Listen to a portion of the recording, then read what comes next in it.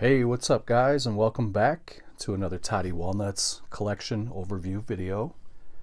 Today I have somewhat of an organized mess here on my bed. I'm gonna go through and do a complete horror figure collection overview video. And this is gonna be kind of a once in a year occurrence now that I have a pretty big collection already, and I'll probably add a few here and there over the next year. And then sometime next year around this same time, I'll do another update video just to kind of show you guys how much the collection has grown since now. And another reason I like to do these videos is to give you guys some ideas of some figures that are out there. And it allows you guys to give me feedback on what you think I need to add to my collection. I'm always open to any recommendations. If you guys want to leave a comment below and tell me what I'm missing, what I need to have, what I need to add to the collection. Like I said, this is somewhat organized. It looks like a mess, but I do have it sort of categorized. For example, this little pile here is A Nightmare on Elm Street. I got a stack here in the middle of blister packs these are kind of one-offs. I only have one of certain characters. I have Predator kind of categorized there. I have my Universal Monsters, etc., etc. So let me just get into it here and kick your shoes off, kick back, relax, and let's go through and check out my horror figure collection.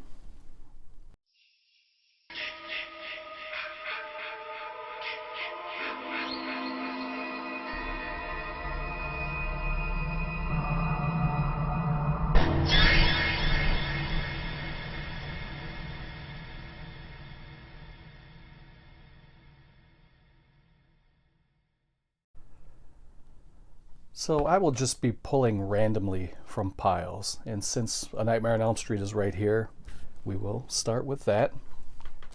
And you will notice as the video goes longer, I'm going to pause it, put some stuff away, just to kind of get some of the clutter off the bed, make the video a little bit smoother.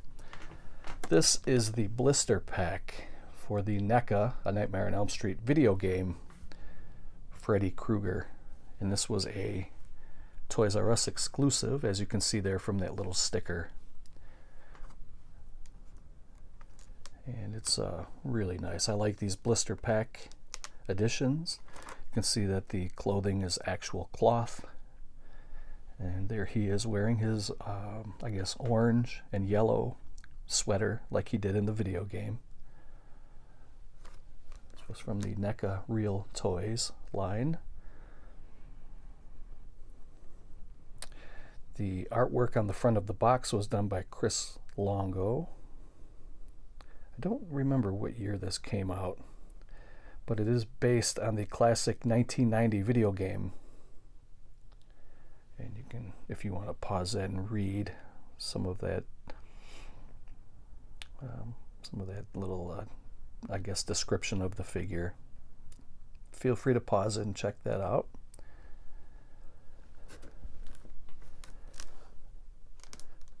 Also, it is very hard to really get in good to get the details with the reflection of the light there. I tried it already before I started recording.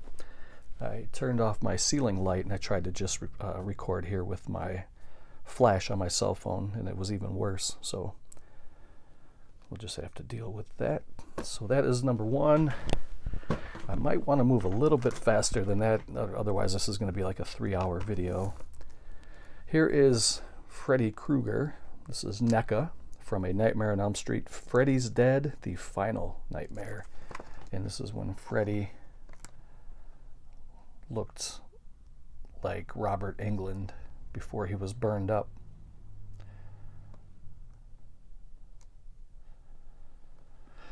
Would not mind seeing Robert Englund put on the fedora and the sweater and the razor blades one more time.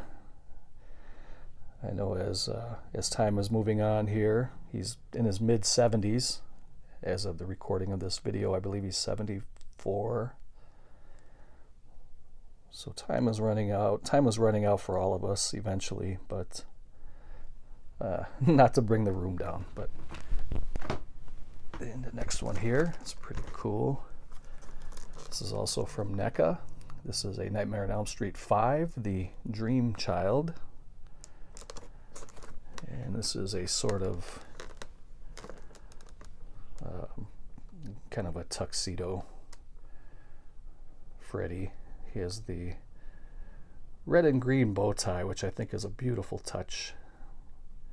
Red and green little embroidery there on the front of his dress shirt. And you can see the dead baby in the salad. Beautiful artwork there in the background.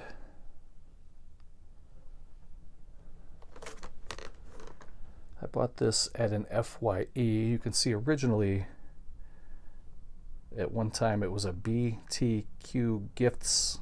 I don't know what that is, but it was 30 bucks. But I bought it at an FYE. I don't think you're going to be able to see that. The flash is washing out the price tag, but it says $19.99 I bought that for, which to me is a steal. I'll buy these figures for 30 bucks all day, especially for 20. Serving tray with removable lid, and it comes with a chef's hat. There you can see that. The white really washes out with the flash on the camera. Here's another one that was $19.99. I don't know if you're going to be able to see that. This was also at FYE. And this is another NECA figure. This is from Dream Warriors Part 3. Another tuxedo Freddy. Again, he's got the red and green bow tie. Beautiful clothing, I love it. And then it shows a miniature house, Nancy's house.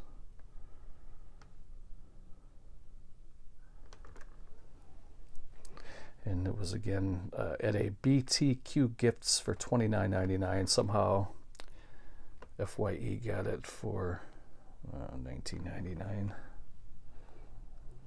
And it has a featuring a light up Elm Street house replica. Really, really cool.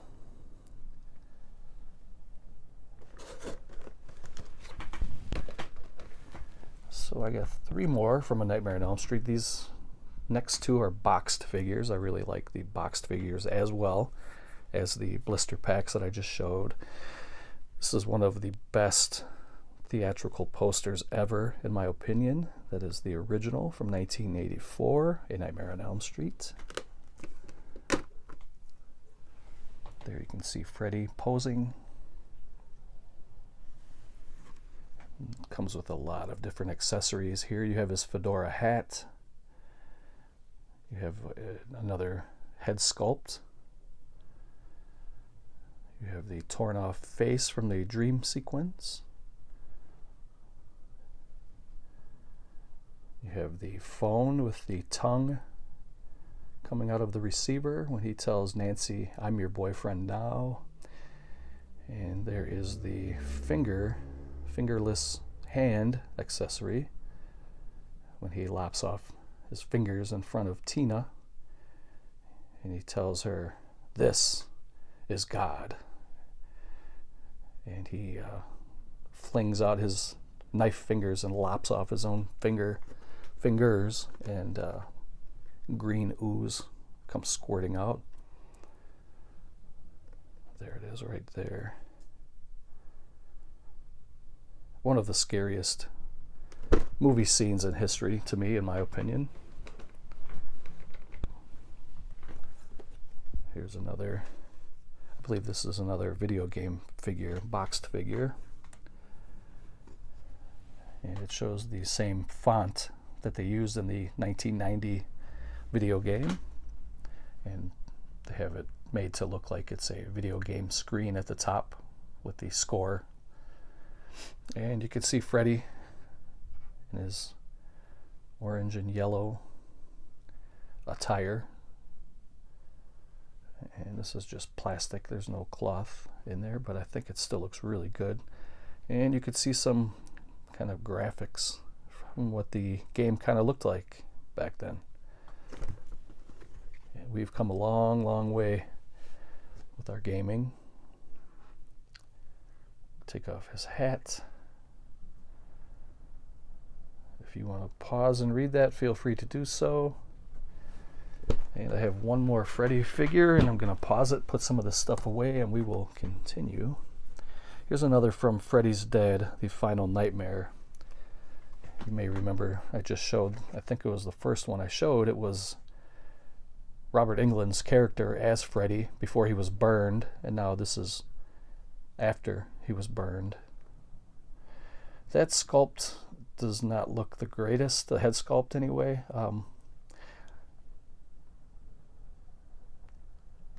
It just doesn't look as good as some of the others. Now NECA usually nails it to me with their sculpts, and their designs are excellent. A+, I would say 99% of the time, but this one falls a little bit short for me, but it's still cool. I'm glad to have it.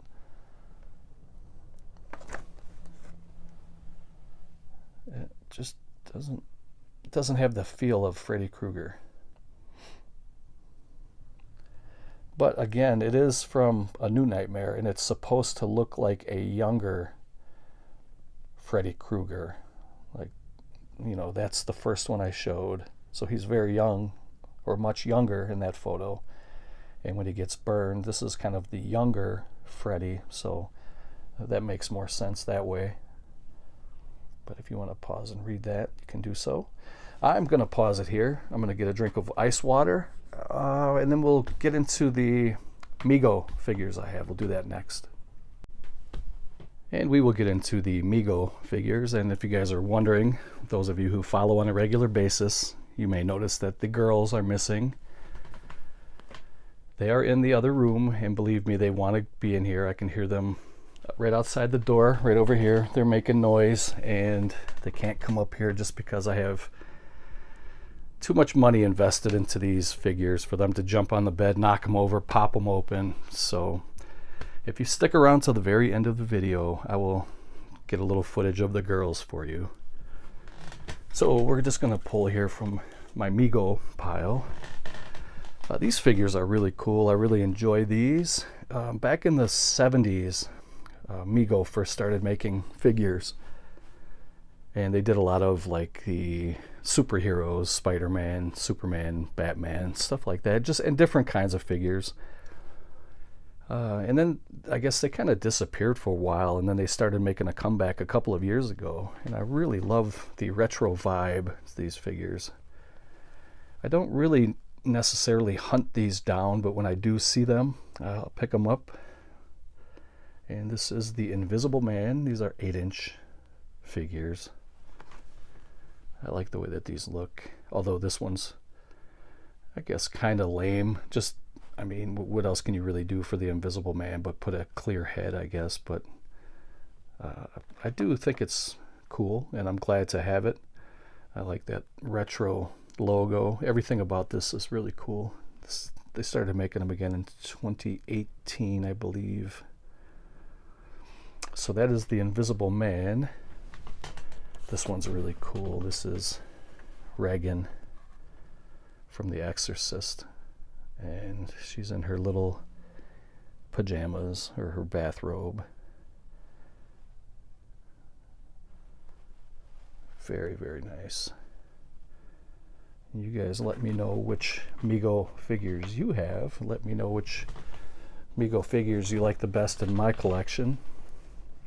Here's Bruce Lee. This was from the Legends category for the Mego figures. They each have their own, like in the upper right hand corner, you can see there, those two were horror. This is from the Legends. And I think there's a couple of other different categories. But that back card is phenomenal. Look at that. Everything about that right there looks phenomenal. It's got the classic Bruce Lee pose with the blood on his chest, and in front of that with that Mego logo. I think that's fantastic. And the figure is pretty cool too. It has a very strong 1970s vibe, to me anyway.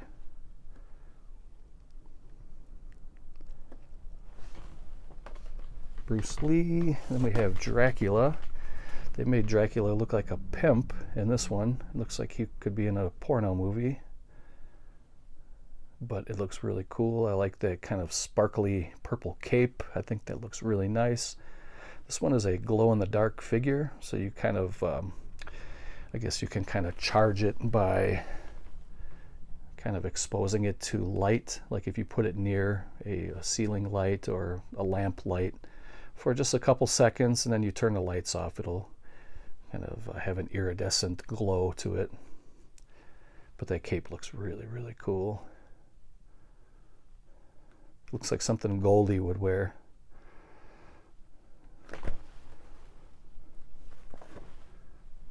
Really, really nice.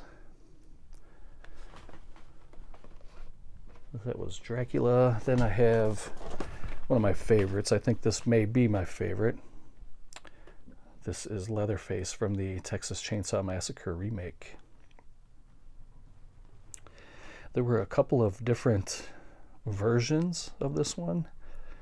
The figure was the same, but there was a different color chainsaw. I believe it was red. It was the exact same model. It was just a red color there on the back. I don't know why they did it like that. It was a chase, I guess. I think the red one was the more rare one. I felt like getting it at one point, and then I kind of forgot about it until just now. I don't really need it, you know. I'll just keep that one there. Here's another glow-in-the-dark. This was the Frankenstein. Check out that image in the back. That is, everything about that is cool. It's got that glow-in-the-dark logo, that Mego logo. I love it. Looks really good. Then it kind of has that sparkly sticker there in the front. And you got Big Frank. He has kind of that iridescent colored skin because, again, you can charge him by holding him near a light, and when you do turn the lights out, it will glow.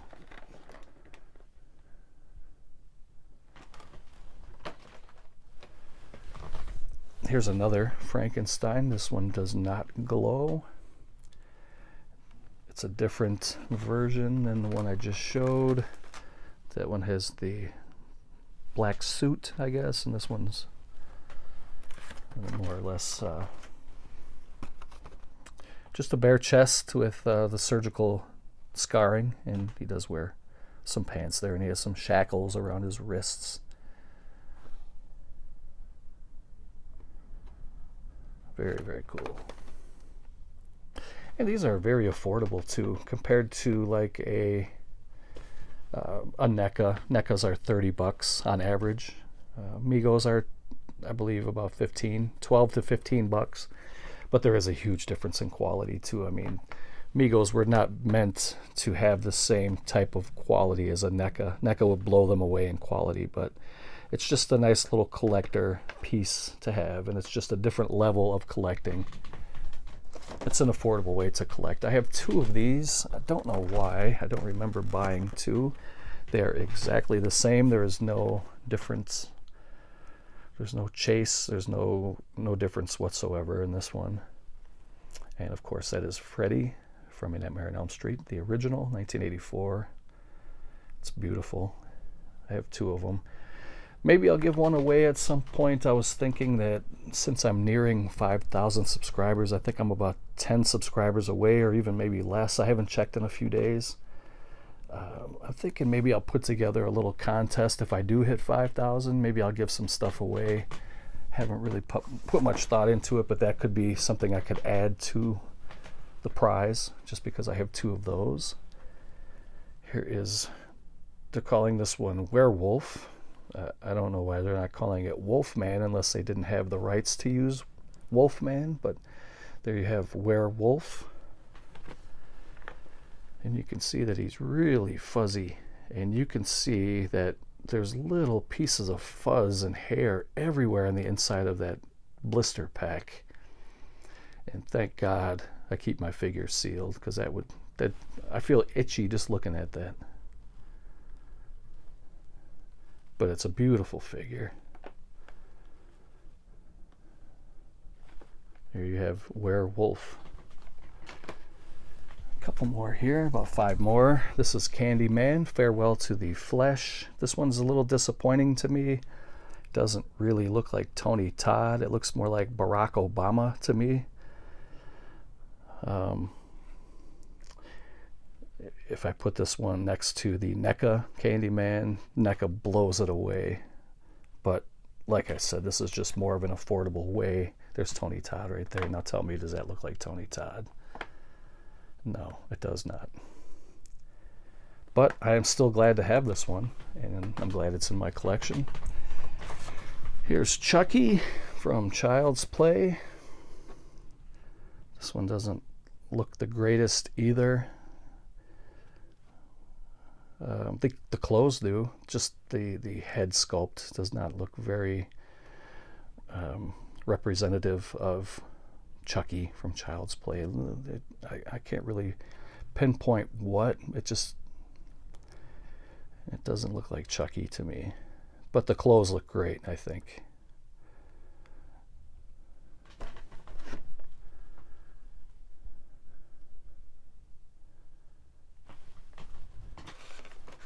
And this one is really cool. This is Nosferatu. Another glow-in-the-dark figure.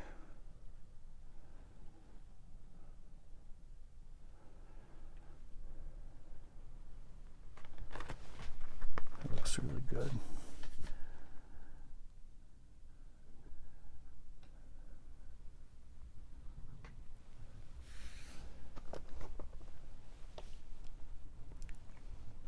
Beautiful. 2 more, and I'm going to put those away. I have Scary Stories to Tell in the Dark. And this was a pretty good movie. I actually enjoyed it very much. And I was pleasantly surprised when I watched it, because it's not very often anymore that you'll find a good modern horror movie. But I think the genre is making a comeback. There's been some pretty good horror movies lately, over the last couple of years. But we were in a drought, I think. Everything was zombie, or I think they must have made about 20 different movies in the Conjuring universe, and I have nothing against the Conjuring. I thought those were good movies, but I thought they beat that to death with all the different spin-offs and one-offs and all the different sequels. And but anyway, this is Harold the Scarecrow, and he was in a really cool scene in the movie, and that was very creepy. And there you can see what he looked like in the movie, and you can see if he kind of looks it looks more like something you'd find in a Texas Chainsaw Massacre. But it was fun. It was a good movie. I recommend it if you haven't seen it. So, I got one more here. I was just about to move on, but we have a Jeepers Creepers. I would love to get a NECA Jeepers Creepers. I don't know if they have one. I haven't really looked into it, but I would definitely love to add a NECA figure at some point. But this is the Mego, and it looks really good. I think it looks amazing. I think these movies are good. They're fun. If you can get past the dark history of the first movie and just look at it as the art that it is, like we talk about here on the channel, there's a lot of movie viewers and movie fans that feel the same way I do about it. There's a lot of people that are turned off about this because of the dark history of it, and I can see both sides of it, really. But it's a great movie, and it's a great character. So I'm going to pause it here, put some stuff away, and we will be right back. Moving right along here, we're going to jump into this pile right here. These are kind of like the one-offs, I call them. It's figures from movies that I only have one of per movie. So the first one here is from the movie The Fog. John Carpenter's The Fog. Excellent movie. This is the captain of the ghost ship.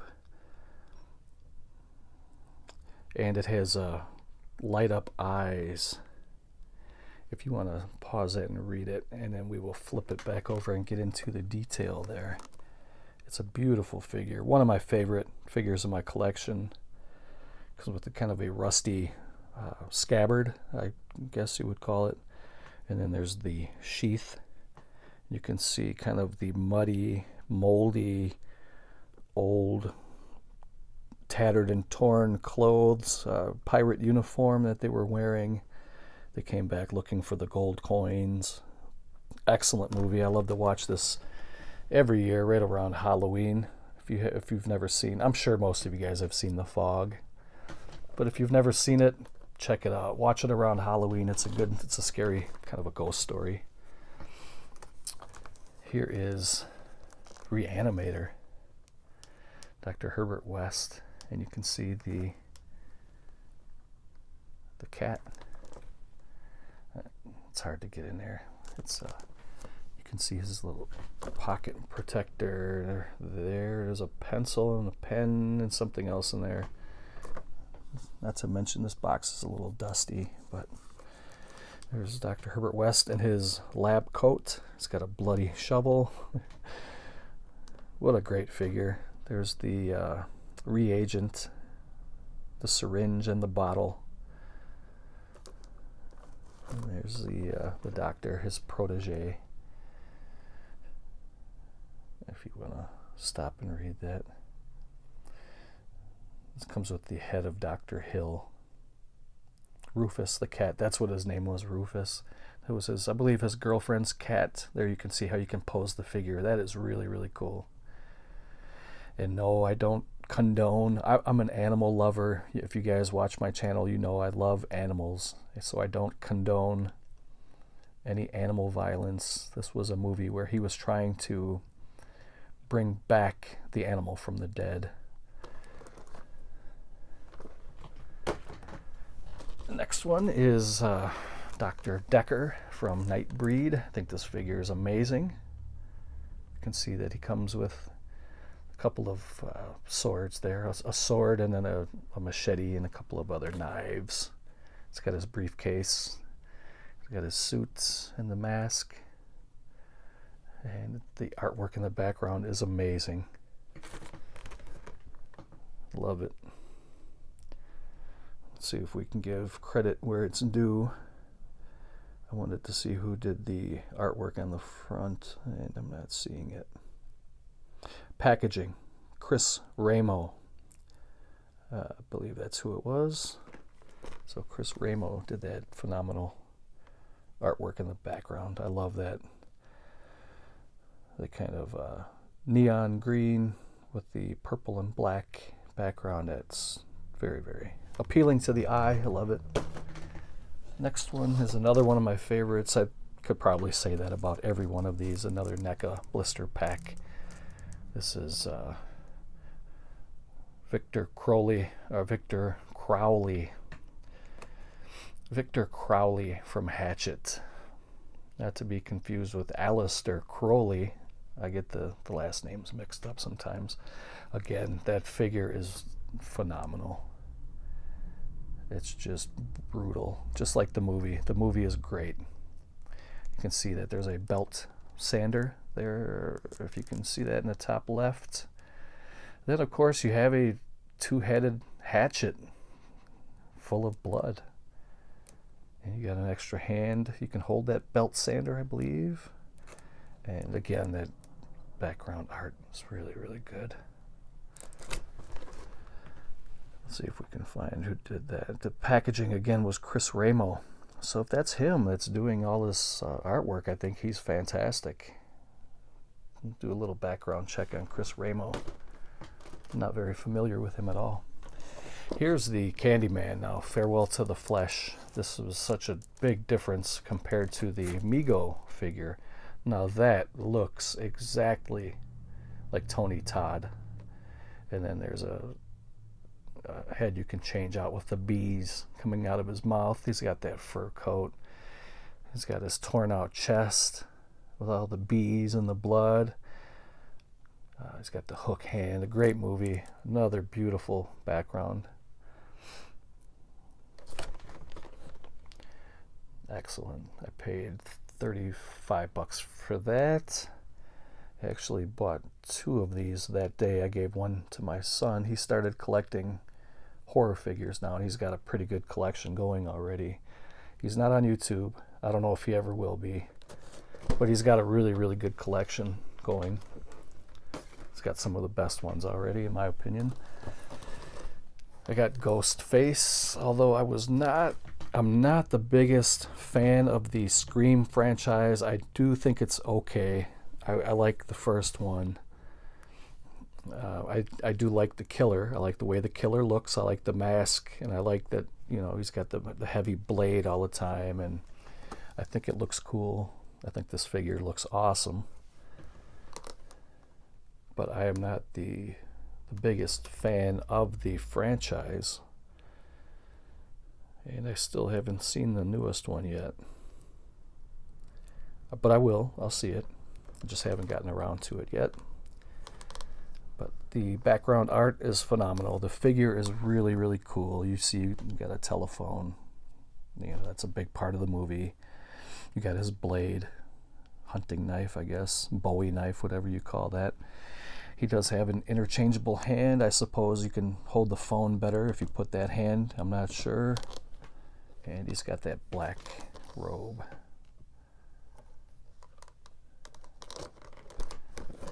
And let me see who the artist was. Chris Ramo, again. Man, that guy's killing it. And another one of my favorites is my Sid Haig, Captain Spaulding House of 1,000 Corpses figure. This one's very rare. This is the cloth figure in the blister pack. There you can see a little brown paper bag. You can buy chicken or gas at his restaurant, or his a little store, I guess, storefront. Not really a restaurant, but he did serve fried chicken in there. He's got his bow tie with the little skull. I love this movie so much, and that background art is beautiful. And this is a great, great figure. I knew when I saw this I had to grab it. I should have grabbed 2. I think this one's pretty pricey now. I think this one's at least $100 or a couple $100, I think. Not that I buy these for the money. I collect these. These are my favorite characters for my favorite movies, for my favorite genre of movies. And I can't believe that this movie is 19 years old already. It blows my mind. Came out in 2003. And Nathan Thomas Milliner, who you guys probably know, he did the background art on here, and he's done covers for companies like Scream Factory, Arrow Video, and many more. He's a great artist. So I'm going to put some of these away, and we will continue. I forgot to mention also that I do have quite a few Walking Dead figures, which I will not be showing in this video, simply for the fact that if I do, it'll probably add another 45 minutes to this video, which is already going to be long enough. If you guys would like to see the Walking Dead figures, leave a comment below, and I will make a video if I get enough responses for it. If not, I'm just not even going to bother with it. Okay, so let's move on here, and we will go into the Predator pile. The Predator monster is another one of my favorite monsters in movie history, cinema history. And this is a twin pack. You get the Jungle Hunter here on the left, and you get the City Hunter here on the right. And these movies are great. I think the monster is phenomenal. It's so cool. I love the sci-fi and the horror in it, and that's my favorite Predator pose right there, or my favorite Predator head sculpt, I guess. There's quite a few different ones, and you will see I have a few, But that's my favorite look right there. I would like to get a Predator bust to put on my dresser at some point, but those things are very expensive just because there's a lot of detail involved in it, and you see the dreadlocks and all that, and there's a lot of work and paint and effort that goes into those things, and therefore they're quite expensive. So eventually someday I will pull the trigger and get a really nice museum quality bust of the Predator. It'll look like that, hopefully.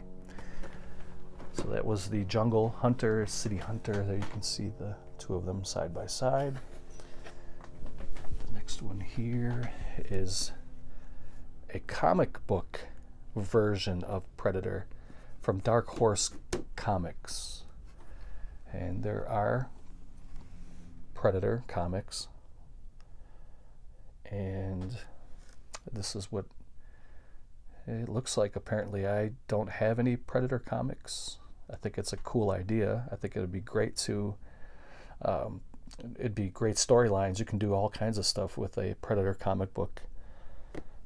But that figure, when I saw that, blew me away. Look at the color on that thing, and just look at the detail. It is amazing. And then he's got his kind of tribal staff with a skull and a spinal column, and it looks like there's, I don't know what else is on there. Hair, maybe. But what a beautiful box. Look at that thing.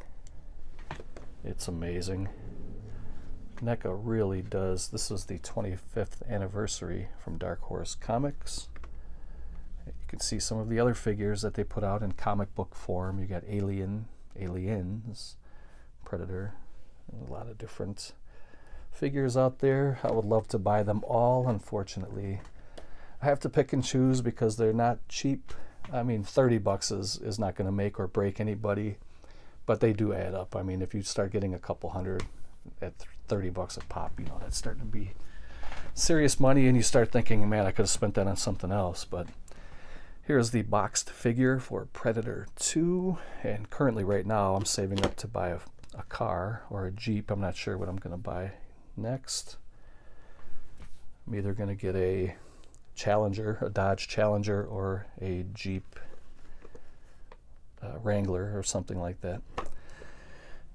Here is this is another Predator. It looks like it's Predator 2. I can't tell if that's comic book or if that's just, but that's another look at the different paint schemes they got there with the purples and the powder blue, black and gold. It's beautiful.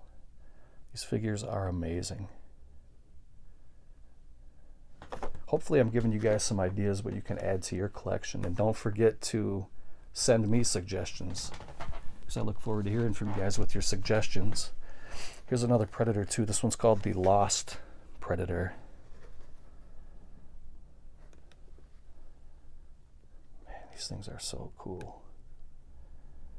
I think these may have the best detail out of any figures, just because there's so many different little intricate parts. I mean, look at the little mouth and the teeth and everything. They have dreadlocks, and each one is painted, and these figures are amazing.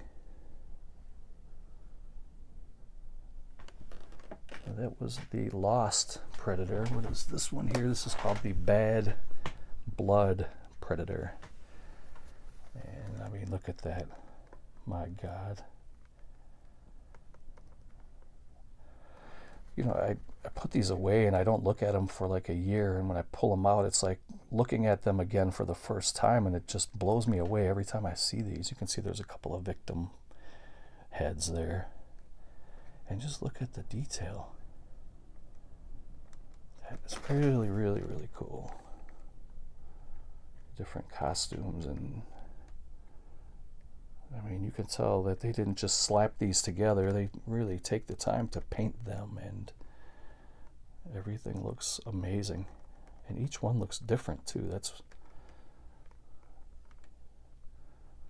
says it includes over 25 points of articulation, includes a sword, spear, trophy heads, and skulls. So I have one more Predator, and we'll pause it and we'll keep moving. This was one of the latest figures I got. I picked this up at the end of last summer, and this is the Predator laser shot.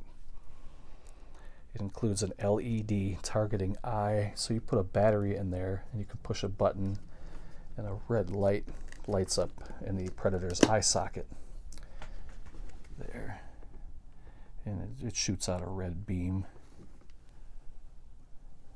And again, it's just unbelievable. When I opened it up and looked at it, you know, I almost didn't buy this because I have, you know, I just showed you guys I have quite a few Predators, and how many Predators does a guy need, really, you know? And I saw this sitting on a shelf at Target. I just saw the box like this, and I was like, you know what? Let me check that out, because I saw that it said laser shot, and then I saw the electronic LED in the bottom. What does it look like? And I opened it up, and I was like, wow, that is coming home with me. If Rick James was a Predator, this would be his outfit right here. That little jewel in the crown, the gold hands. Look at that. That is amazing.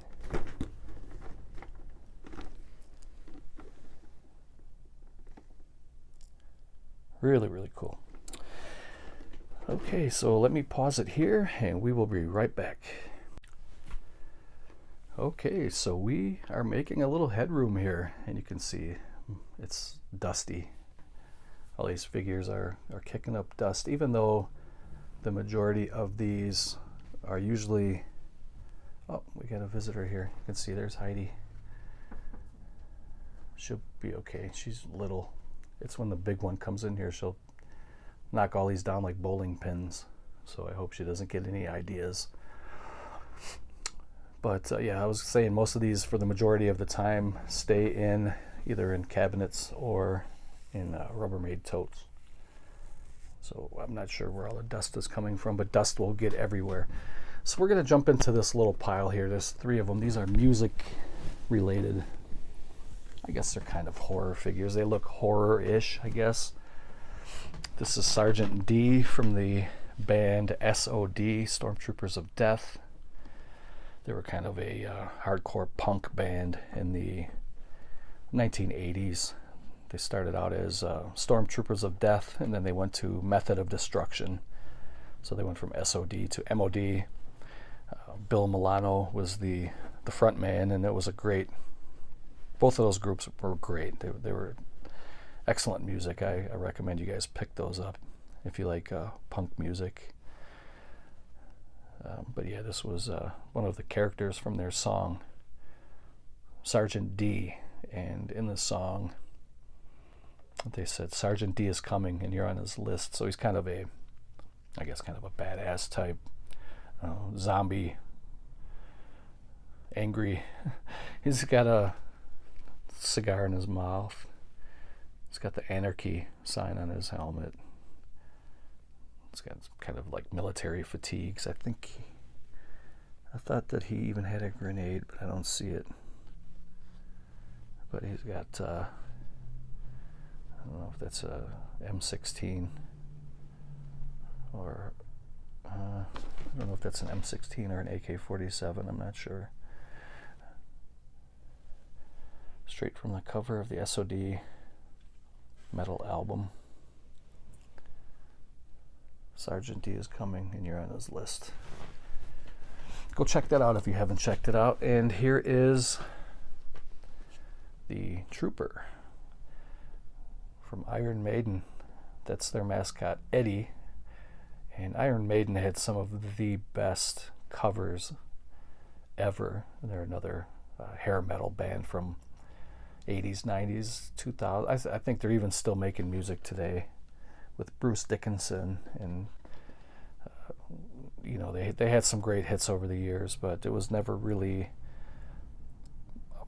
my thing. You know, I never really got into Iron Maiden, but I did always enjoy the mascot Eddie, and this was the Trooper. There you can see. I think that's a really cool image. He's got his British flag. It looks like he's ready to kick some ass right there. So, and then we had. Well, that was from the album cover, the Trooper. That's what it looked like. And then here's the album cover for Power Slave, still Iron Maiden. They had, I believe they had one figure per album, which they must have had about 20 albums by now, maybe more. I wouldn't even know, but like I said, some of their albums were just unbelievable. The artwork was phenomenal. So these figures look really, really good. And that's Power Slave. And I have one more back here. It is a blister pack. And this again is the Trooper. This was the first one that was released. The first, I guess, printing or pressing, I'm not sure what you would call it, for a figure. It came in a blister pack like this, and then I think a year or two later they brought it out in a box. Let's see if we can find it on the back when this was. It's 2019 for the boxed figure, and 2014, so about 5 years later, they came out with the boxed figure. And you can see that it's not quite exactly the same. I think the blister pack figure looks a little bit better. The clothing definitely looks better.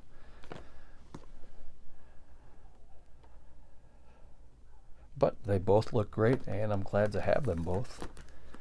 So that was the small little pile of music figures. Moving right along, but we still have quite a bit to show. I'm going to get into another pile here. These are kind of one-offs again. I only have like one per franchise, I guess. This one is Annabelle Comes Home. Part of the Conjuring universe that we talked about earlier. And again, I have nothing against the Conjuring universe. I actually like it. I like it a lot. And but they really beat that to death. But this is a cool little doll. She's in her little curio cabinet type deal, and you can see the tarot card on the front there. Really cool. I believe this was a gift. I think Darren Crowder sent that to me. I apologize if that was not the case. I think somebody did send that to me though. I got a Trick or Treat. Sam. Love this little guy. I love the anthology. There's the little character. He's always sucking on his lollipop, carrying that bag. And let's see if we can find the lollipop. It's right there.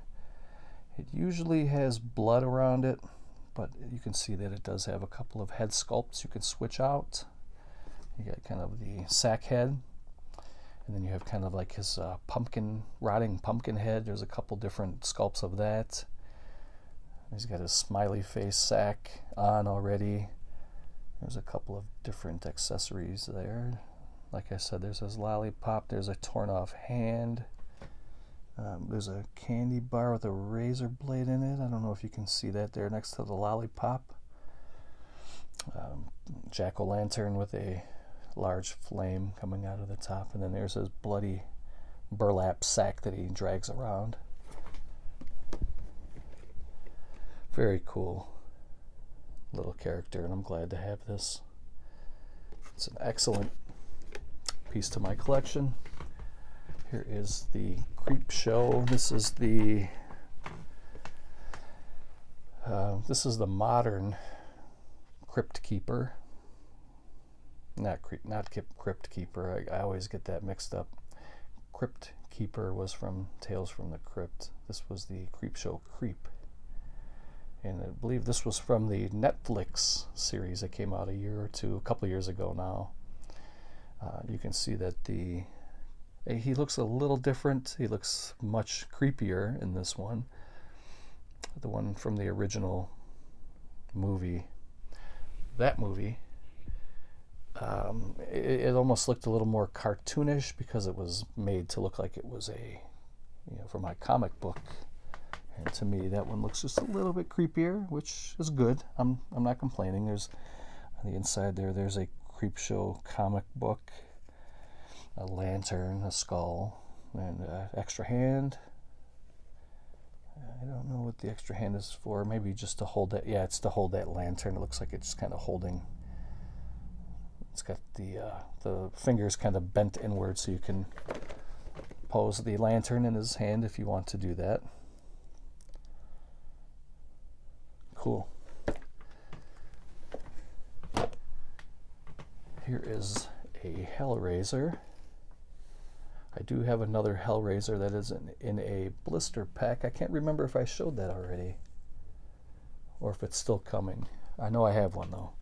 This was the ultimate Pinhead, they're calling it down here. He'll tear your soul apart. Another classic, beautiful figure. Wait, maybe I don't have a Hellraiser. I can't remember. If I do, we'll come across it. There's the puzzle box. There is Pinhead. There's an extra head. Got a couple of hooks and blades and bloody things. Oh man, this is a beautiful figure.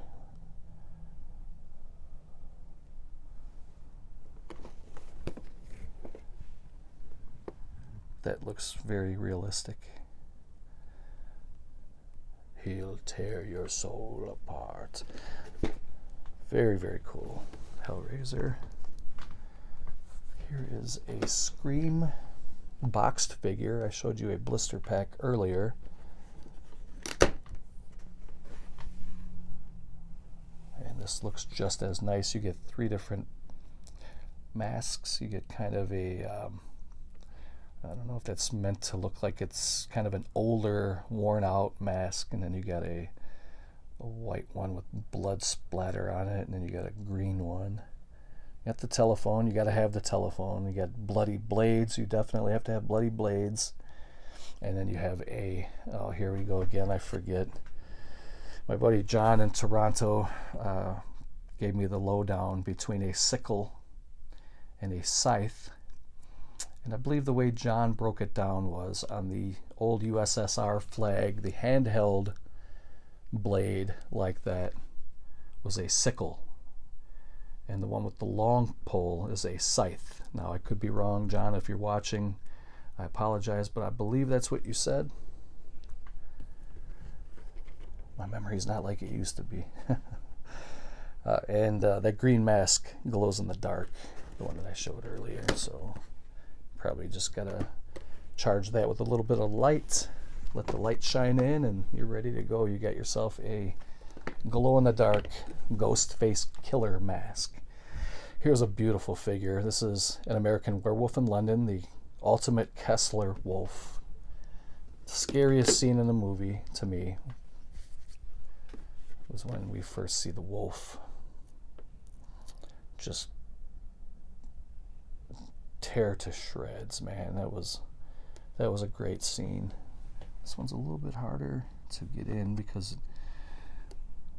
there's a lot of plastic inside there. So there's an alternate head with the mouth wide open, and then the head that's on there now looks more like that. It's a little bit closed up. Look at the fangs on that thing. Would not want to go face to face with that thing in the English moors or anywhere. Yeah, I would soil myself and he wouldn't want to eat me. But there's what he looks like with the mouth gaping open. That is phenomenal. What a beautiful figure. And if you want to read that, let's see if I can get in closer. If you would like to pause that and read it, feel free to do so. I'm going to pause it here and we will be back in a flash. Okay, so this little pile here in front of us now is Pennywise from the movie It. And this was a GameStop exclusive. This was from my buddy Darren Crowder. This was beautiful. It has a lenticular slipcover. It says I love dairy, and then it shows Pennywise. You'll float too. It says it's a GameStop exclusive. It's got a red balloon, bloody face, bloody ruffles around his neck, blood dripping all the way down his clown outfit. And then there's a changeable head where the fangs come out. That was a pretty cool scene. love the remake. I thought it was very, very well done, and I love this figure. It's excellent. One of my favorite figures. Love that cover. Here's It Chapter 2. This is the remake, the sequel to the remake. There's Pennywise again. This time he has 3 heads. Let's see, the one that's on him there in the middle. And he's got one with the long tongue sticking out, and one where he's showing a lot of teeth. And then there's actually a 4th head. I didn't even see that right away. And you got a bunch of hands you can use. And of course you got the red balloon again. Really, really nice. Bill Skarsgård did an excellent job playing Pennywise, and I much prefer the remakes to the original. And speaking of the original, here is Tim Curry as Pennywise. Now, just because I like the remakes much better doesn't mean that I don't enjoy Tim Curry or the original. I thought the original was very good. It's just nowhere near, to me, as good as the remake and the sequel to the remake. But this is still a classic, iconic character. Look at all the different heads you can get for that. And Tim Curry played a great Pennywise. Look at, you can see in the background, it looks like he's standing kind of by the cave, by the end of that drainage area. So those were my 3 Pennywise figures.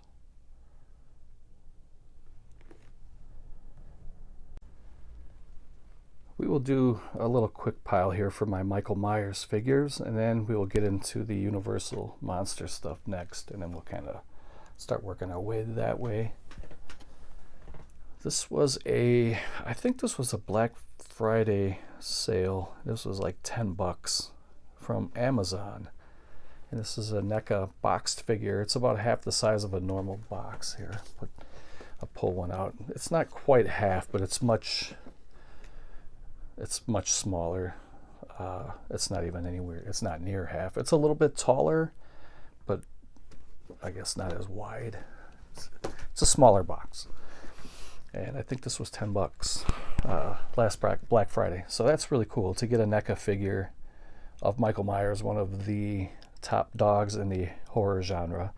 You got his bloody knife, and there's a hammer, and the Shape himself with his overalls. Great classic iconic character. Big part of my 80s. I didn't watch the Halloween movies as much as I did the Friday the 13th movies, but that doesn't mean I didn't enjoy them, and I did watch them and had a great time with them.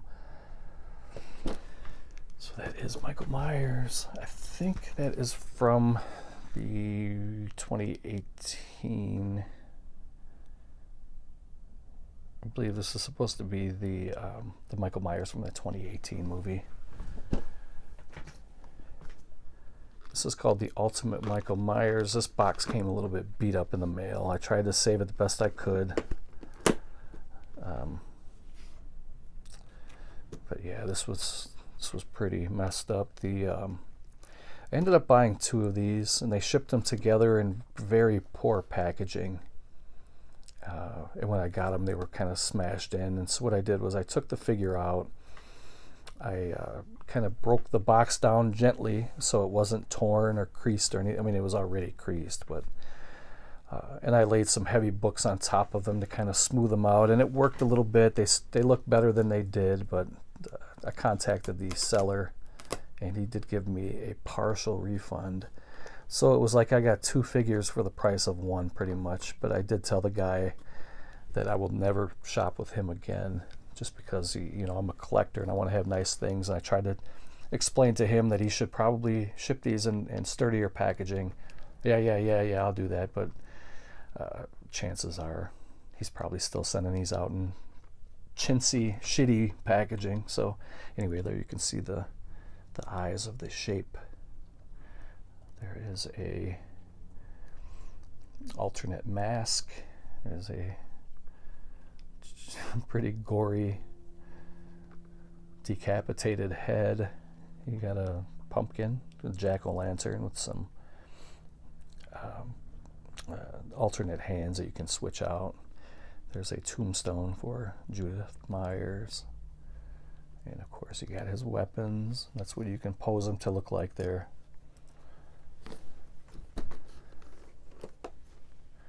A couple of different poses for the figure.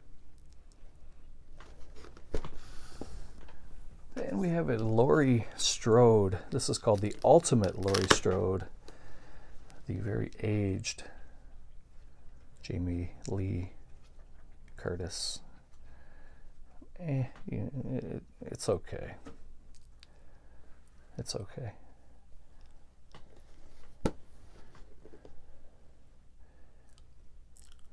She's a great scream queen, but I think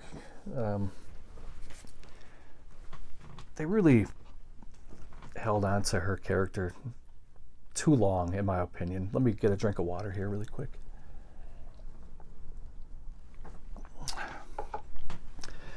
But anyway, that's a different topic for a different day. We're just going through the figures today. This is Halloween 2. Beautiful figure. Love it. This is probably my favorite Michael Myers figure that I own. Out of the 4 I just showed you, I like this one the best. And there you see where he's posing. I love that cover too. I think that's such an iconic poster. That's the original theatrical poster for part 2. Love it. Alright, so now we get into the Universal Monsters. We have a visitor. She wanted to see you. Hannah, say hi to your fans out there. She's got the glowing eyes from the flash. She wanted to come and say hi, and then we have Miss Heidi there. She's here too. So, all right, ladies, out.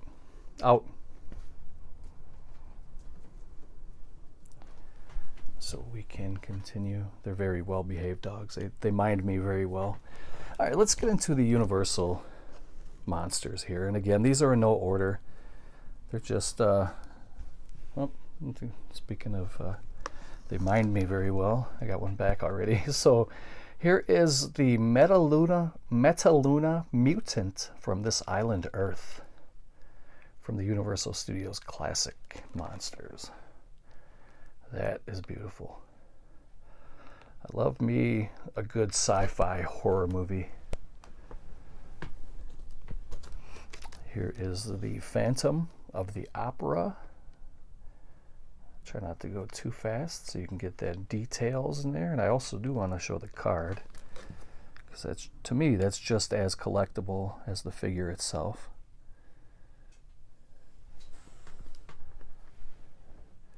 There you have the two together. Love it. Here is a Toys R Us exclusive, the Mole People. This one comes with a pretty sturdy, pretty heavy base where you can put the figure on that base down there. It looks like it's kind of like a little piece of swamp land or swamp area.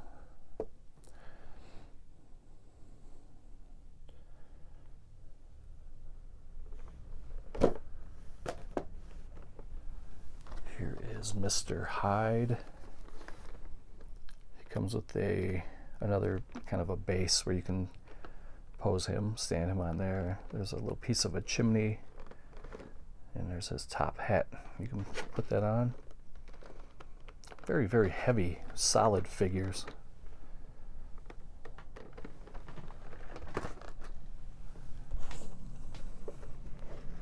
Here is the Mummy.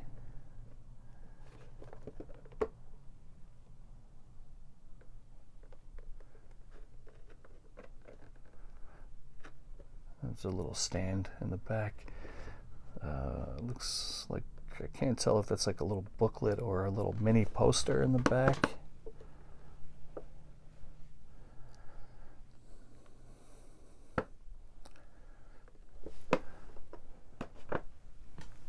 Here's the Wolfman.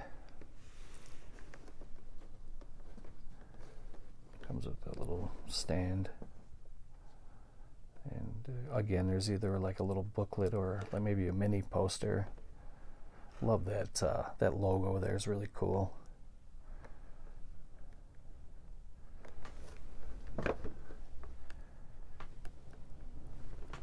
Used to buy a lot of these figures at Toys R Us, and now that Toys R Us is gone, it really hurts me. Target will still sell figures, but it's nowhere near as much as Toys R Us had. They had like a whole aisle just full of different figures. Toys R Us has, or not Toys R Us, Target has just kind of a small section, at least at my Targets in my area. Here's another mummy. Very heavy, even though it looks like it's skinny, it's like a very heavy resin, I think. It's almost kind of like statue heavy. There's probably not a whole lot of articulation in these figures. I assume these are just kind of made to put them in one pose and then kind of just display them somewhere.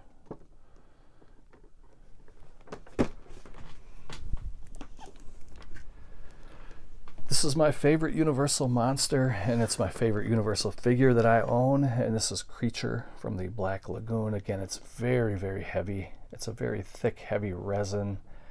Again, I'm assuming it doesn't have very much articulation. You probably just get it in one pose and put it on a shelf or behind glass, or however you do it, and admire it, put a light on it.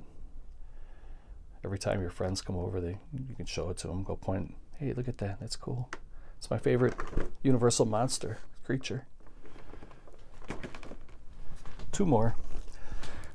Lucy Westerna. Now, you know, we just went from my favorite to my least favorite here. This is Lucy Westerna. Don't really care too much for the figure.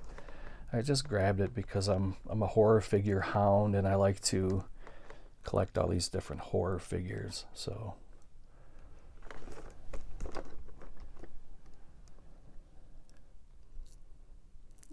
these are, oh, by the way, these are from Diamond Select Toys, not NECA.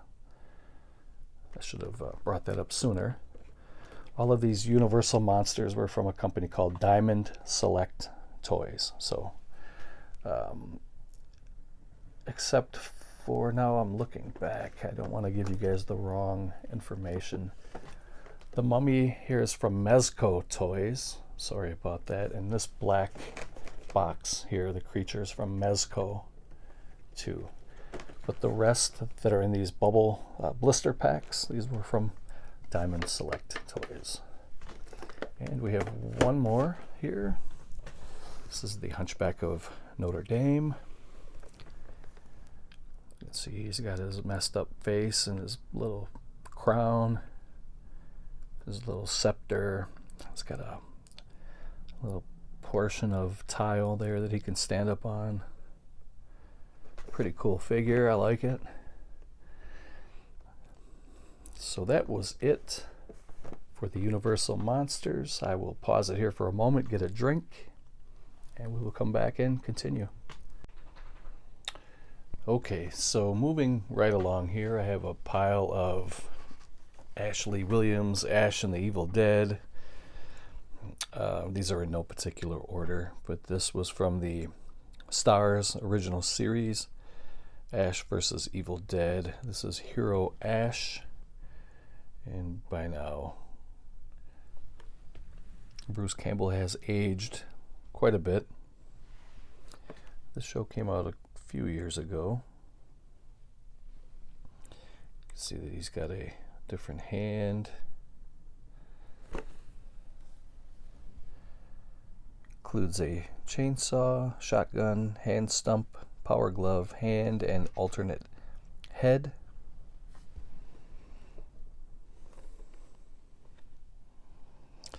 Looks like the picture's a little bit fuzzy, so I'm gonna clean the lens really quick. Okay, that looks a little bit better. Okay, so you can see the alternate head. It looks a little bit like Mitt Romney with that head sculpt there, but Here is the Value Stop employee, Ash Williams. Again, he has an alternate head, and there's a little doll he was fighting in one of the episodes. And this was more of a comedy. There it is, right there. You can pose it with the doll biting his nose. Have an Evil Dead 2 Dead by Dawn boxed figure. That is another poster that is phenomenal. The original poster art for that movie.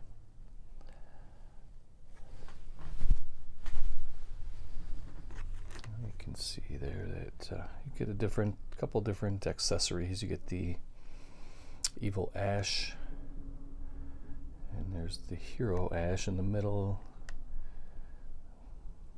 Deadite, chopped off hand, axe, shotgun, of course. You got the tape recorder, the Necronomicon, interchangeable hand and arm. And there are some of the poses. If you want to pause that and read it, feel free to do so. Here's a blister pack for Evil Dead 2 Deadite Henrietta. Let me get my finger out of the way there. That figure looks really good, really gory and nasty. I like the trees in the background there on the background art. Looks really good. There you can see how she looks posed, and then there's a couple of Ash figures at the bottom. Here's another Hero Ash. This time it's in a blister pack. This is from Evil Dead 2. It's got the chainsaw arm. Got that head mount of the deer, the sawed-off shotgun, boomstick.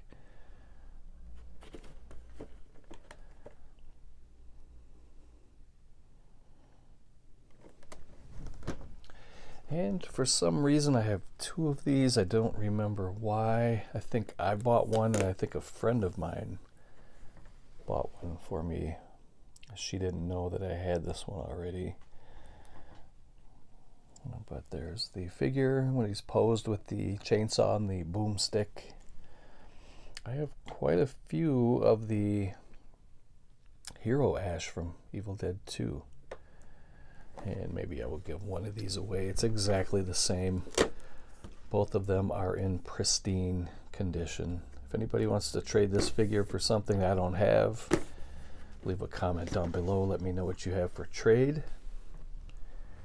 Here's a blister pack of a Todd McFarlane Spawn toy. This is called Peter Pumpkin Eater from the Twisted Fairy Tales series, I guess.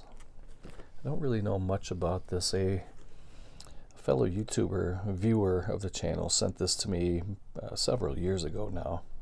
It looks really cool. I don't know anything about it, though, if it was a comic or a part of a movie. I'm really not sure. But you can see that there's a jack-o'-lantern just stuffed with gore, limbs and body parts and heads. And that monster looks pretty menacing.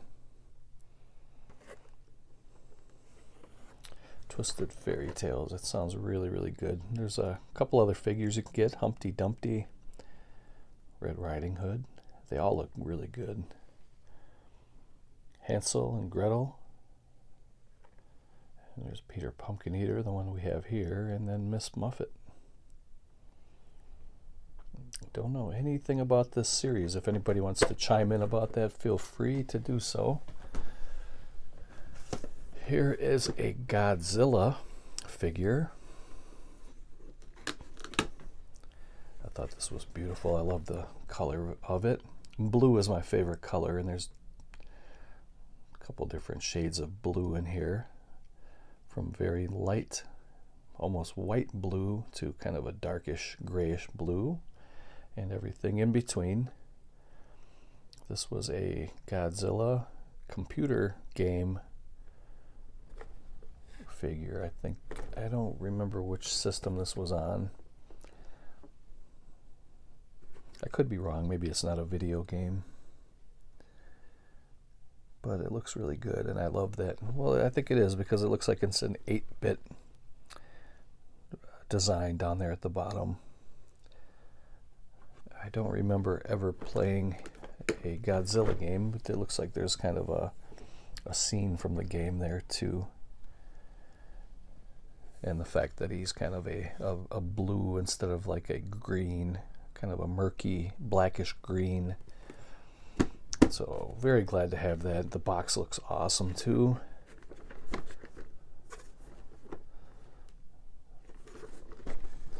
Keep moving on here. I have a figure from Guillermo del Toro, The Devil's Backbone.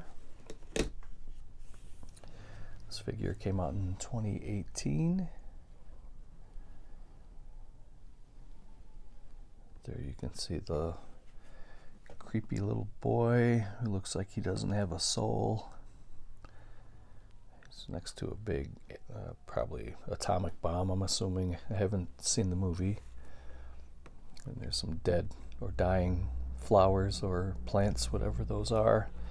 And then in the background, I don't know if you can see that, but there's a stand, kind of an earthen stand. It looks like there's sand and pebbles and stones kind of encircling the area. And then that's what it looks like when you have them all kind of posed together.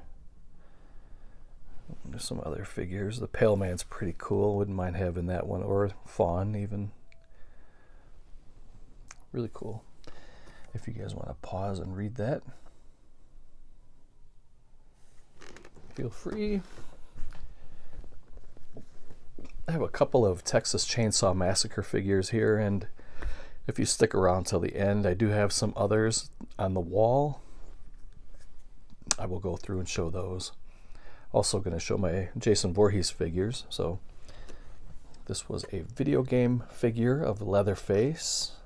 I believe this was from the Atari 2600. And there's Leatherface with his minty green apron, clothes,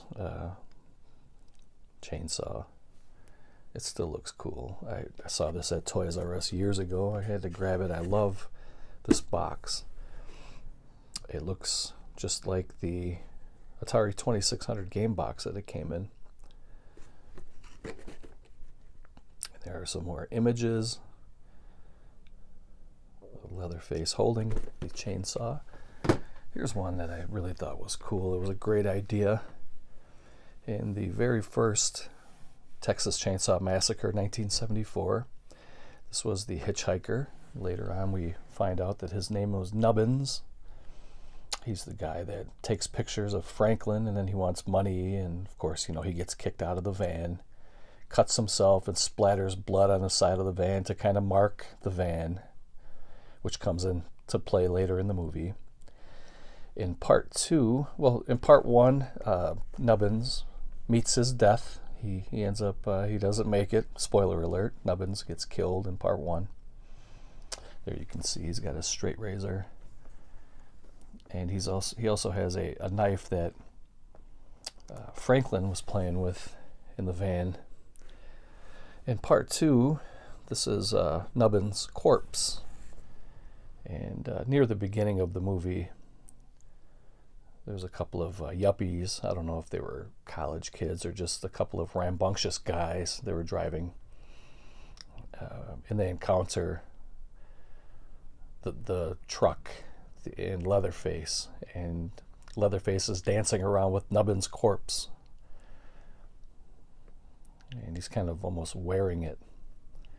And he brutally murders the two yuppies that were driving. I think it was a convertible or some kind of a hot rod. I don't recall right now at the moment what kind of car it was, but there he is in all his glory from part one, and then there he is from part two.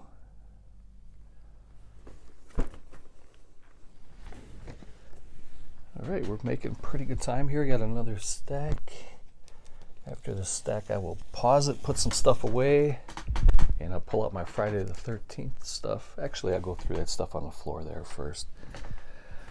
Here's a couple of more. I guess I probably could have added these to the music section earlier when I had Iron Maiden and SOD. This is the Misfits, but this was the Crimson Ghost. This is kind of their mascot. You can see the crimson robe. There's a candelabra in a hand. You can switch that out so you can hold the candelabra. That's beautiful. Love it.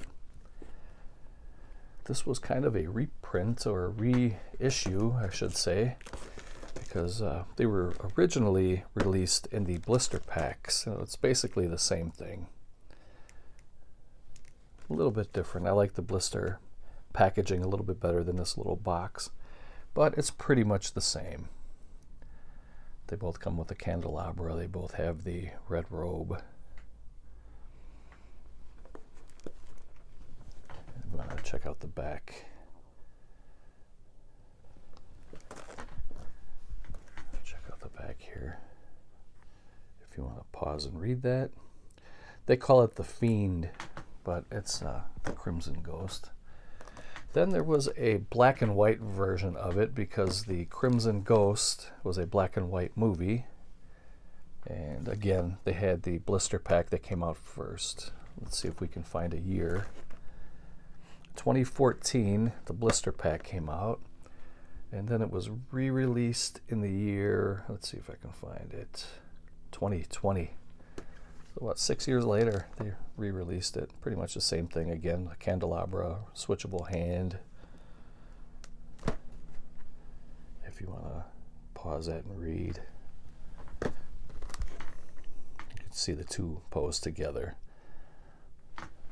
And then there was also kind of a Christmas Fiend or Crimson Ghost. And you can have the color face or the black and white face. This one never did come in a blister pack. It was only issued, as far as I know, in this little box. And this was released in 2020 as well. So let me pause it, put some of this stuff away, and we will start working on the stuff on the floor. Okay, there's a light at the end of the tunnel. I know this was a very long video. If you guys are still here with me, I do appreciate it. So let's wrap this up here pretty quickly. This is I believe this is probably about a 12-inch figure from Mezco Toys. This was a crowdfund reward, I guess, for donating to Laurie Brewster to get some of his movies made. I've crowdfunded about 3 or 4 of his movies now, and I don't remember which one this one came from. It might have been Dragon Knight, and this figure came with it. It was part of the rewards. So he signed it as well, Laurie Brewster. And this is the Owl Man from Lord of Tears. It's really cool. Very, very heavy. Very solid figure. And when I saw this as a reward, I knew I had to snatch this up. This was really cool. These aren't necessarily horror. These are from Tim Burton's Frankenweenie. But you have the turtle monster, afterlife, Sparky, vampire, cat, hamster, mummy, and were-rat. I love these Tim Burton movies are really good. They're fun to watch. So I thought I would throw those in and show those. And there's another box here. I call this one a collector's pack. There's live Sparky. Forgot the doctor's name. There's a little cardboard piece that fell off that's supposed to be up in here in this little circle. Then we got Edgar and Persephone. I picked these up. This was kind of an impulse buy. I saw these, both of these one day at Toys R Us years ago. I was there on the hunt for horror figures, and I saw these, and I was like, you know what? Let me go ahead and grab these. Impulse buy. Big fan of Hobbit and Lord of the Rings, and here is Bolg and Gandalf. Just wanted to throw these in too.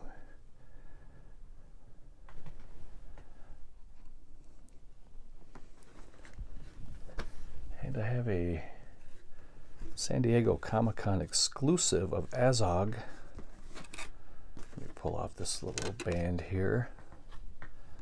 I was really happy to get this. It was pretty expensive. There was a couple different versions of this guy. The one here where he's holding the head of the Dwarven King was a little bit more rare. There was also another one that was that didn't have the Dwarven King's head. It was just Azog posing with his weapons and stuff. I was on the search for this one for a couple of years before I finally, it was very expensive for a long time. And then I finally found one for, it was still expensive, but it was a price I was willing to pay. And it came in really good condition. And this is one of my favorite pieces. It was limited to 2,600. I got number 2038. It's really cool. These next two are from an independent toy company, and they released some of these. They almost look like Masters of the Universe type figures, the same type of body. And they released some toys in limited numbers. These were limited to just hundreds. I don't remember, 300, 400, 500, something like that. But these are from a line called Lords of Abaddon, and this is Baphomet. These are really cool. I think there was like 3 or 4 different toys total. I picked up 2 of them. This is Astaroth. Adult collectible, not a toy.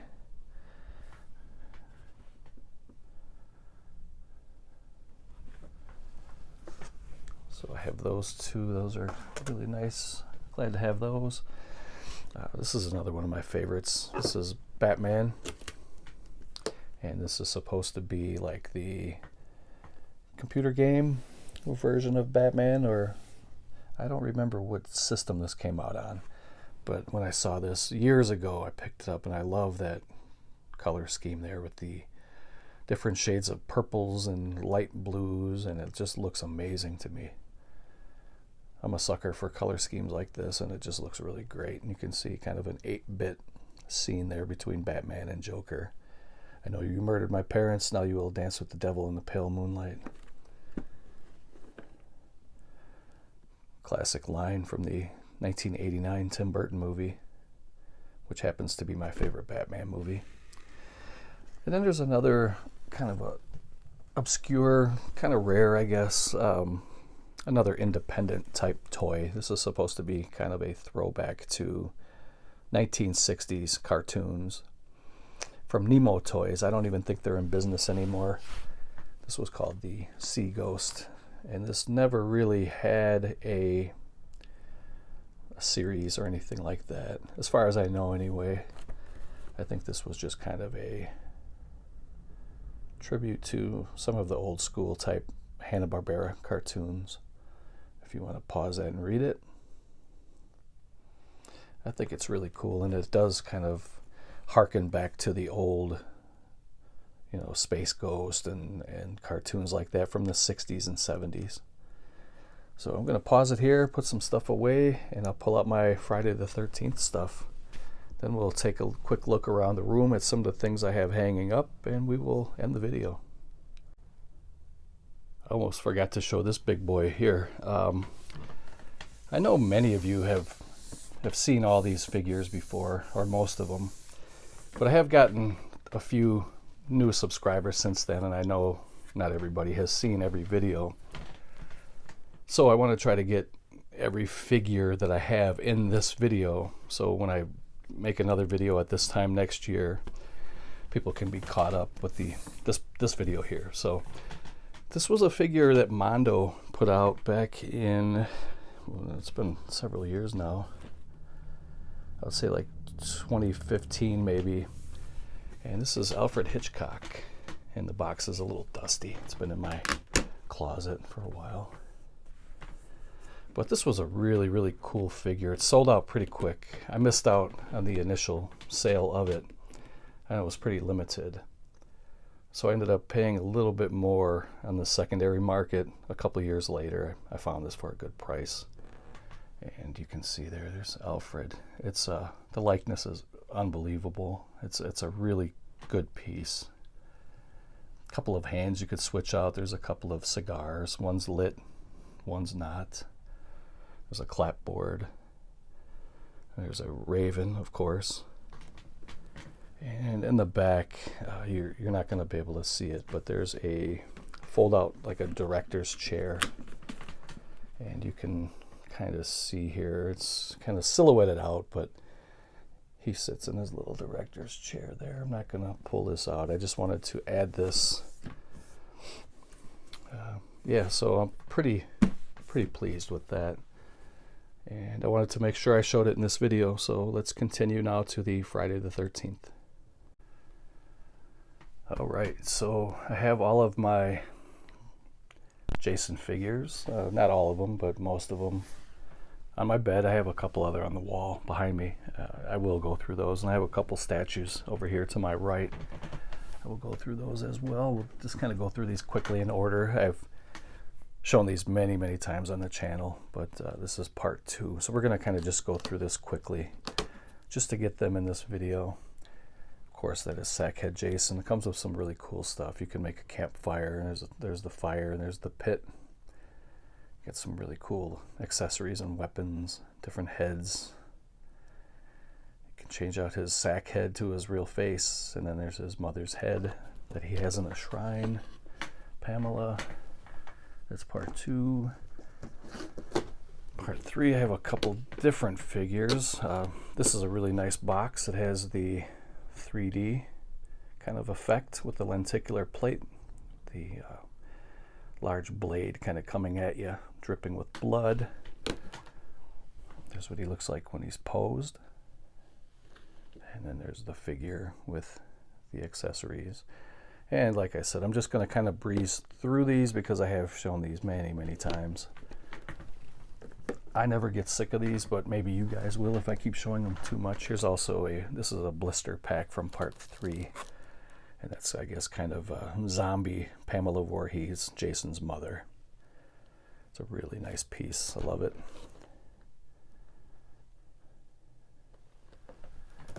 And we have part 4, which is the final chapter. Here's what he looks like posed.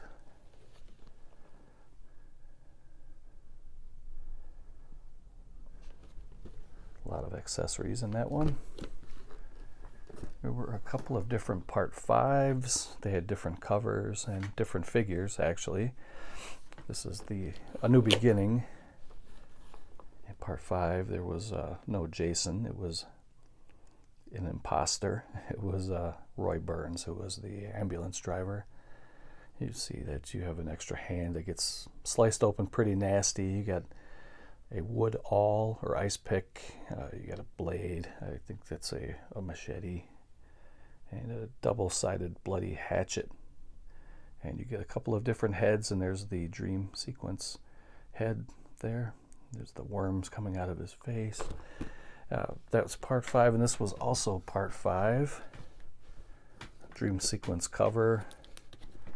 Let me pop this open here, and there you see the light blue chevrons, and you got a bunch of accessories. You take off that mask, and you have the imposter, Roy Burns, right there.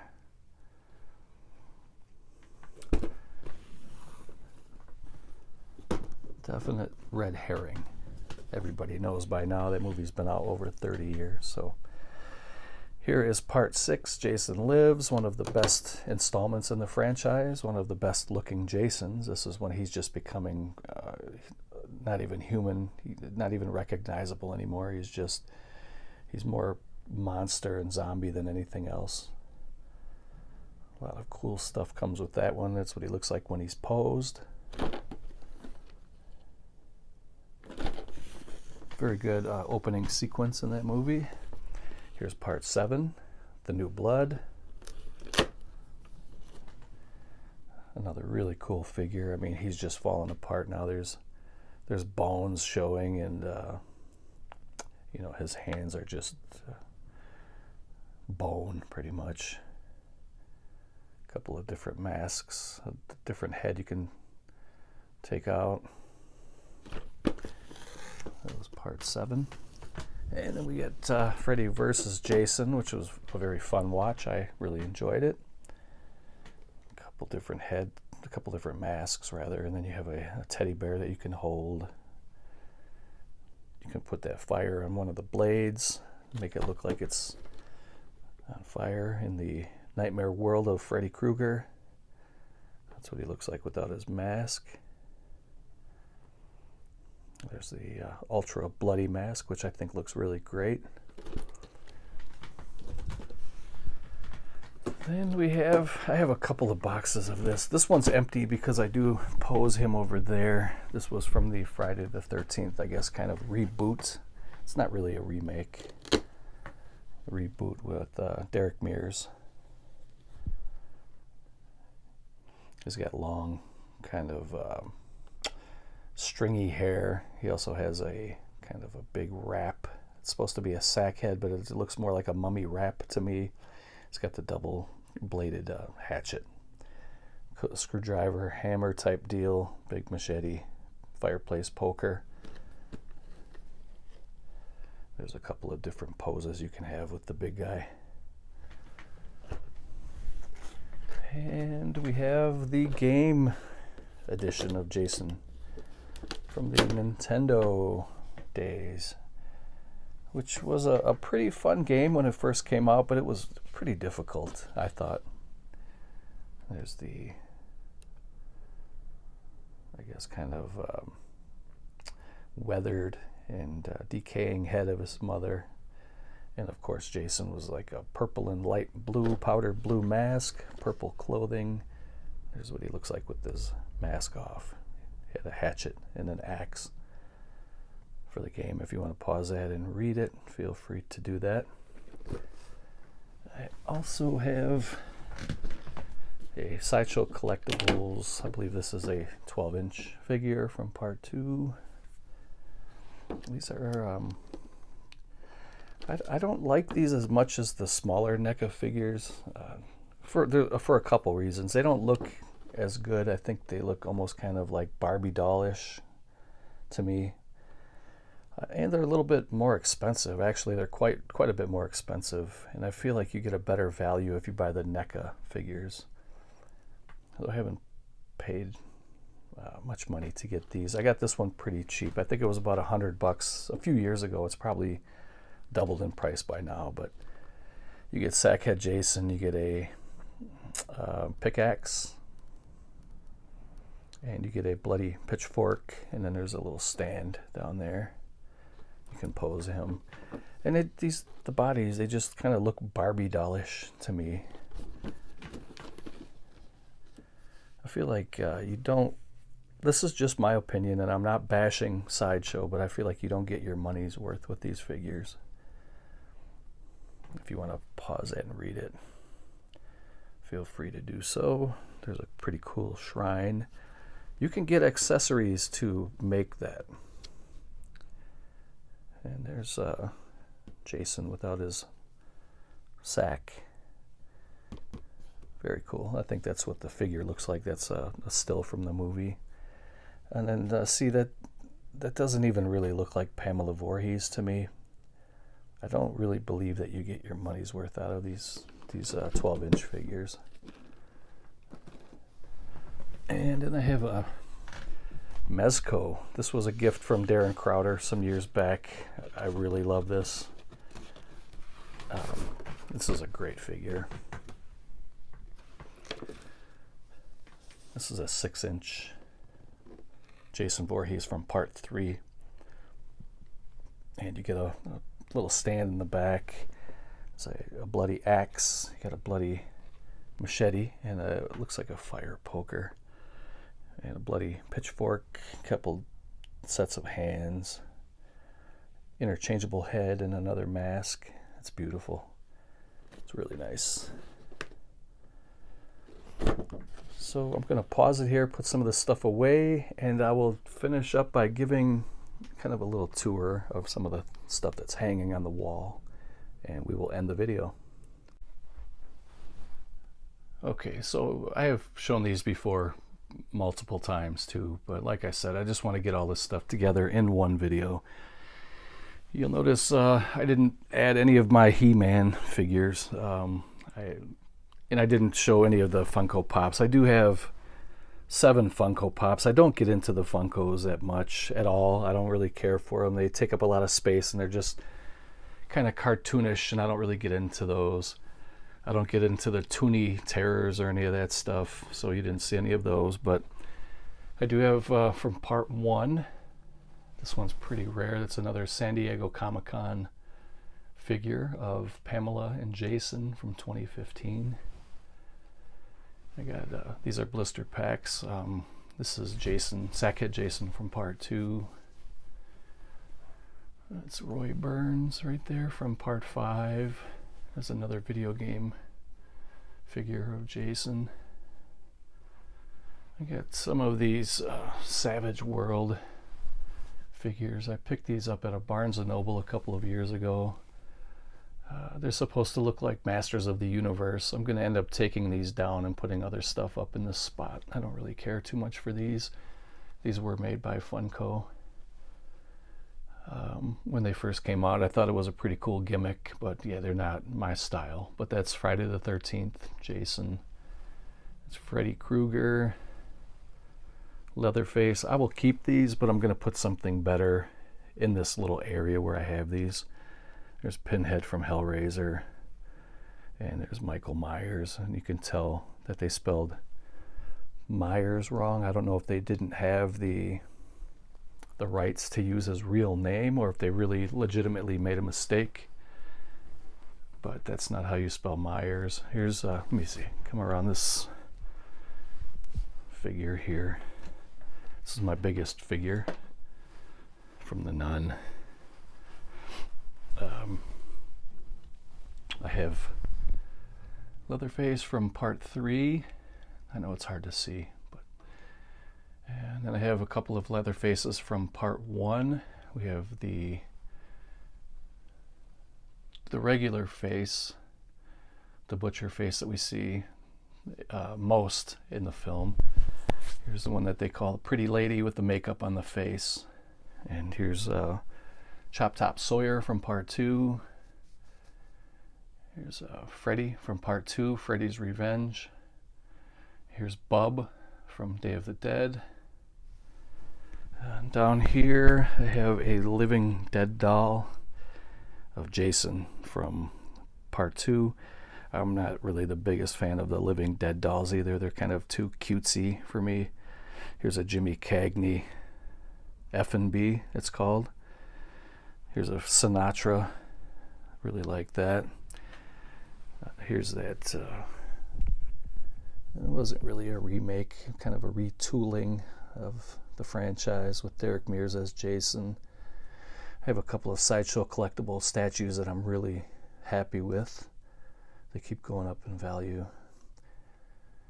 So this is the bigger one here. This is supposed to be, I forgot what they call them, the Legend of Crystal Lake.